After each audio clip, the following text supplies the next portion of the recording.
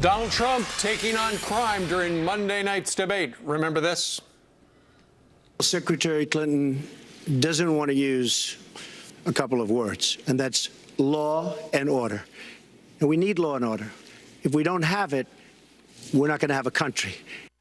And he went on to talk more about crime, and the data seems to back him up. Now, FBI numbers show an uptick in violent crime across the U.S. This is where they were actually sparring on this. She says it was down. He says it's up. This includes a nearly 11% increase in murders last year alone.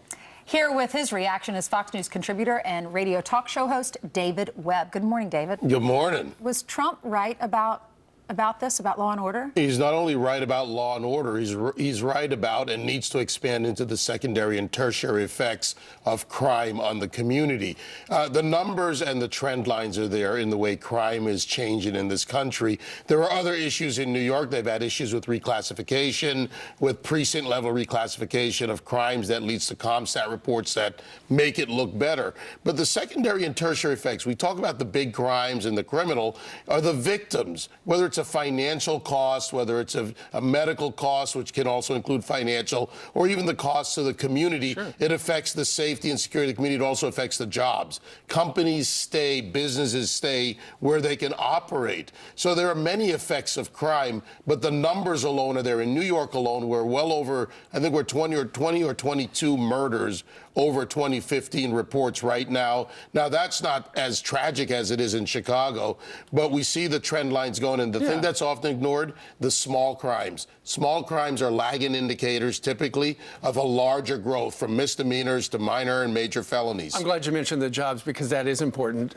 for a variety of reasons. But I think the whole thing about crime and lawlessness that started the conversation was about stop and frisk. Right. And he was making the case that in New York, when Rudy Giuliani was doing it, crime went down, which is absolutely true. Yeah, the numbers are there. We went from about 2,200 murders down to about 500. The other part of that is stop, question, and frisk actually benefits the poorer communities. The communities that benefit because the policing occurs in those communities, they benefit. A grandmother can now walk down the street. No, it's not. Criminal profiling, we've talked about this before, is different from racial profiling. Criminal profiling, perfectly lawful, upheld in 1968. Right. Terry versus Cook.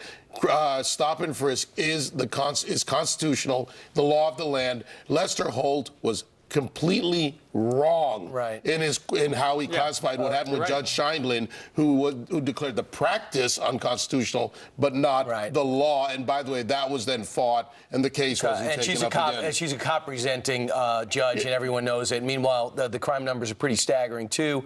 They're up at about 10.8% in just a year, from 14,164 to 15,696. The other thing that came out is that she also is saying that we have an implicit bias as Americans, and that we're going to retrain law enforcement. Really? Well, okay, let's take this farce called implicit bias and white privilege. That's exactly what it is. It's kind of saying I go to sleep and suddenly I wake up and I have an implicit bias I didn't know I had before. No, you came out of the womb that way. Yeah, that's what she's saying. And you can acquire it at any time. This thing is like allergies. Apparently it can happen at any time. Difference is allergies, you know you have an issue. Implicit bias is simply a political issue. It's a wedge that they use. It's this safe space crowd. It's this whole, we need to pad the world for everyone. Is this just to get out the vote? Yes.